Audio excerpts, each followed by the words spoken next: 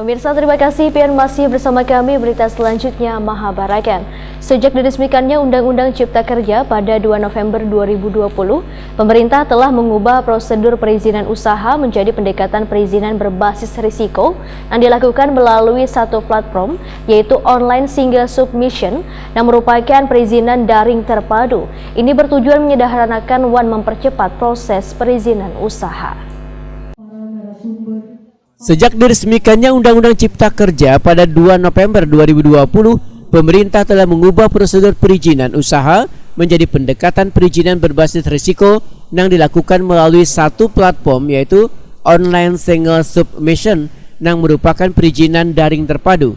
Ini sesuai dengan peraturan pemerintah nomor 5 tahun 2021 tentang penyelenggaraan perizinan usaha berbasis risiko yang bertujuan untuk menyederhanakan dan mempercepat proses perizinan usaha. Wali Kota Banjarmasin Ibnu Sina Wehetokuni Prima TV usai membuka pelaksanaan bimbingan teknis implementasi pengawasan perizinan berusaha berbasis risiko LKPM di Hotel Summer, Jalan Veteran Banjarmasin Tengah, besukan Jumat 12 Agustus 2022 berharap pelayanan di Banjarmasin ini akan semakin membaik, terutama terkait laporan kegiatan penanaman modal dalam penentuan data yang investasinya bisa tercatat dengan baik. Baik, ini dilaksanakan oleh Dinas Penanaman Modal Perizinan DPTSP supaya para pelaku usaha khususnya di sektor perhotelan dan restoran ini bisa memahami berbagai macam aturan-aturan yang ada terkait dengan juga perizinan berbasis risiko. Ini kan ada kemudahan dan dalam program OSS kan ada juga kriterianya, dan kami berharap sesuai dengan visi misi Banjarmasin Mbak Iman, kalau bisa dipercepat, jangan diperlambat. Jadi kalau proses perizinan itu harusnya dipercepat, asalkan memenuhi persyaratan semua, termasuk juga pencatatan terkait dengan LKPM ya. Ya untuk laporan kegiatan penanaman modal yang ada di Kota Banjarmasin, sehingga kita punya database yang bagus, seluruh kegiatan penanaman modal, investasi yang ada di kota ini memang tercatat dengan baik, dan kita juga mempromosikan salah satunya adalah potensi-potensi berusaha di Kota Banjarmasin, sehingga kalau investasi datang pastilah akan membuka lapangan kerja, menggeliatkan ekonomi, ada uang berputar, dan ini akan mempercepat proses pemulihan ekonomi di Kota Banjarmasin. Kepala Dinas Penanaman Modal dan Pelayanan Terpadu Satu Pintu DPMPTSP Banjarmasin Aryani memedahkan hadirnya aplikasi online single submission ini akan banyak memberikan manfaat dan kemudahan bagi warga yang ingin membuka usaha.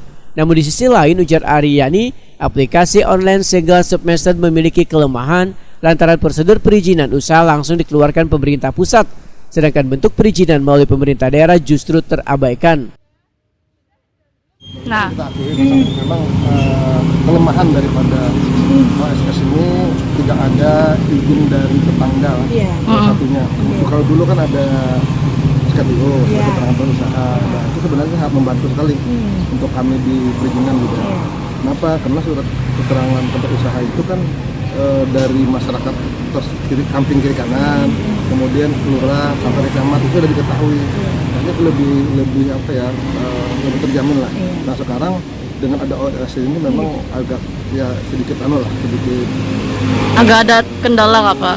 Terlalu mudah banget, tapi dari sisi pengawasan akhirnya di lingkungan itu tidak bisa mengetahui kegiatan tersebut. Itu kayak apa Pak?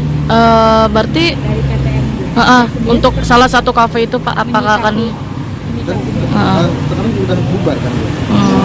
Sudah beroperasional lagi kan? Memang kalau dulu sifatnya kan harus ada izin tetangga. Nah, itu kan lebih inilah, lebih terjamin ya, ke perusahaan. Nah, kalau online ini kan pengakuan dari mereka, diklik di situ sendiri dan keluarnya juga sendiri. Camat Banjarmasin Tengah Ibnu Sabil menyatakan akan segera melakukan pengecekan ke KPKP dan mengalami masalah supaya usaha mereka nantinya bisa berjalan baik. Baik, sebelumnya saya ucapkan terima kasih.